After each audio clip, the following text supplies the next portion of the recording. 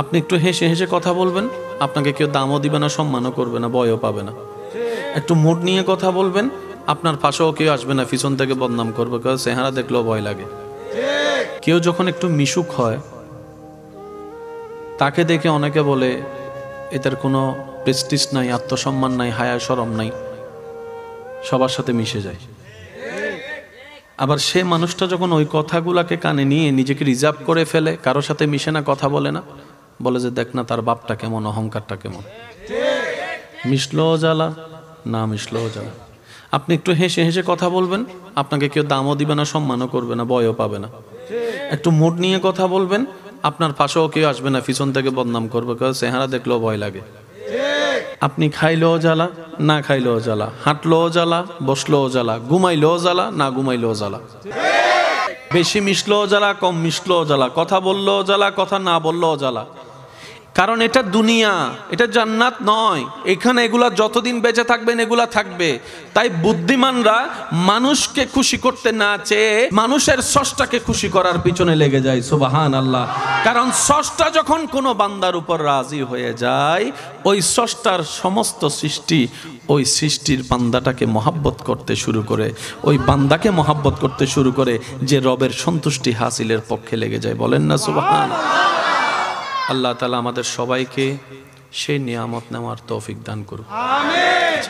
এবার আমি কিছু কথা বলবো, আপনারা শুধু বুঝে বুঝে আমাকে উত্তর দিবেন। আল্লাহর ভালোবাসা আমাদের দরকার আছে কি নেই? আছে। রবের ভালোবাসা ছাড়া বান্দার জন্য, নবীর ভালোবাসা ছাড়া উম্মতের জন্য প্রাণহীন একটা পুতুল মাত্র আমরা। কথা বলেন ঠিক কি না? আল্লাহ কাদেরকে ভালোবাসেন, কাদেরকে ভালোবাসেন না। আমি কিছু কথা বলবো, আপনারা শুধু শুনে শুনে বলবেন আল্লাহ কি এই সমস্ত বান্দাদেরকে পছন্দ করেন নাকি করেন না, ভালোবাসেন কি বাসেন না, আপনারাই বলবেন।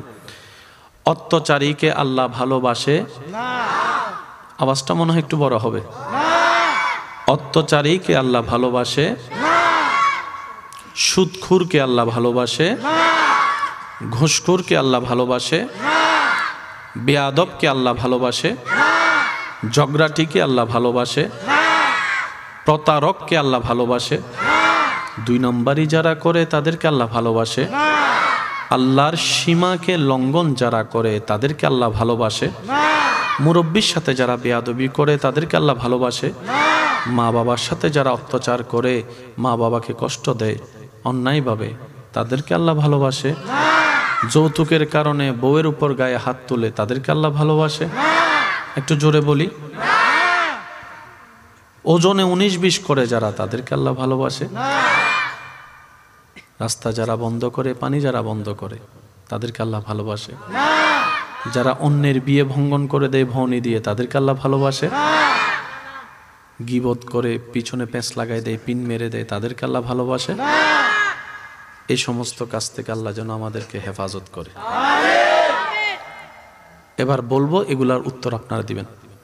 ফরহেজগার বান্দাকে আল্লাহ ভালোবাসে। মাশাআল্লাহ, আরেকটু জোরে।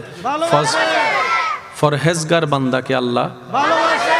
মুত্তাকিন বান্দাকে আল্লাহ ভালোবাসে। সৎ বান্দাকে আল্লাহ ভালোবাসে। ভদ্র বান্দাদেরকে আল্লাহ ভালোবাসে। নম্র বান্দাদেরকে আল্লাহ ভালোবাসে। সহযোগিতাকারী বান্দাদেরকে আল্লাহ ভালোবাসে। উপকারী বান্দাদেরকে আল্লাহ ভালোবাসে। ধৈর্যশীল বান্দাদেরকে আল্লাহ ভালোবাসে।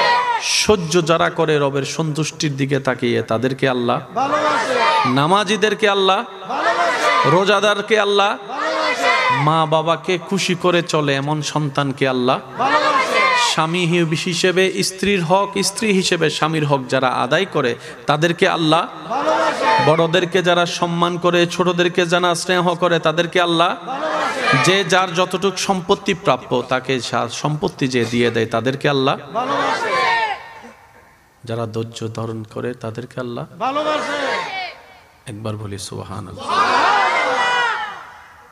আল্লাহ আমাদেরকে যে হায়াতটা দিয়েছেন, এই হায়াতের মেইন অর্থটা কি?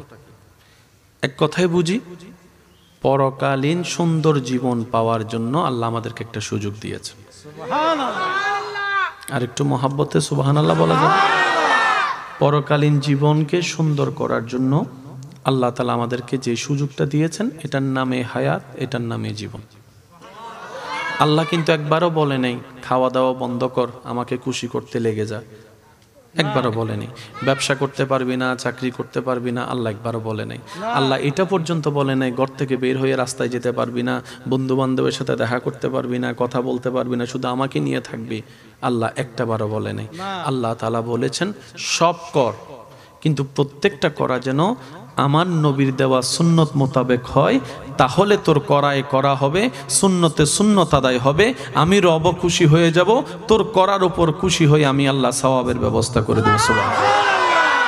করতে নিষেধ করেননি, তবে আল্লাহ চেয়েছেন, আল্লাহ চাচ্ছেন আমরা যেন কাজগুলোকে সুন্নত মোতাবেক করি। এখানে আমি একটা কথা এড করতে চাই, সেটা হচ্ছে যে নবীজির সুন্নত। সুবহানাল্লাহ। বিজ্ঞানের যতগুলো আবিষ্কার আছে আপনি একটু দেখলে দেখবেন বিজ্ঞান অনেক কিছুই আবিষ্কার করেছে যে একই তত্ত্ব 1450 বছর আগে আল্লাহ তাআলা নবীর মাধ্যমে জানিয়ে দিয়েছেন। যে পানি খাওয়ার যে নিয়মটা বর্তমান ডাক্তাররা বারবার বলছে, একই পদ্ধতি আমাদের নবী আগে থেকেই জানিয়ে দিয়েছেন। নবীজির প্রত্যেকটা সুন্নত নিয়ে যদি আপনি ঠান্ডা মাথায় একটু গবেষণা করে দেখবেন, দেখলে দেখবেন আপনি সেখানে রাষ্ট্রবিজ্ঞানও পাবেন, সমাজ বিজ্ঞানও পাবেন, অর্থনীতিও পাবেন, আপনি সেখানে চিকিৎসা বিজ্ঞানও পাবেন। প্রত্যেকটা সেক্টরে আল্লাহ নবীকে দিয়ে কাজ করিয়ে দিয়েছেন। বলেন সুবহান। আল্লাহ আমাদেরকে নবীজির সুন্নত মেনে চলার তৌফিক দান করুন। আমিন। সৃষ্টি জগতে আল্লাহ তাআলা রব্বুল আলামিনের যত ধরনের সৃষ্টি আছে, এই সৃষ্টি জগতে আল্লাহ তাআলা মানব জাতিকে শ্রেষ্ঠত্বর আসন দান করেছেন।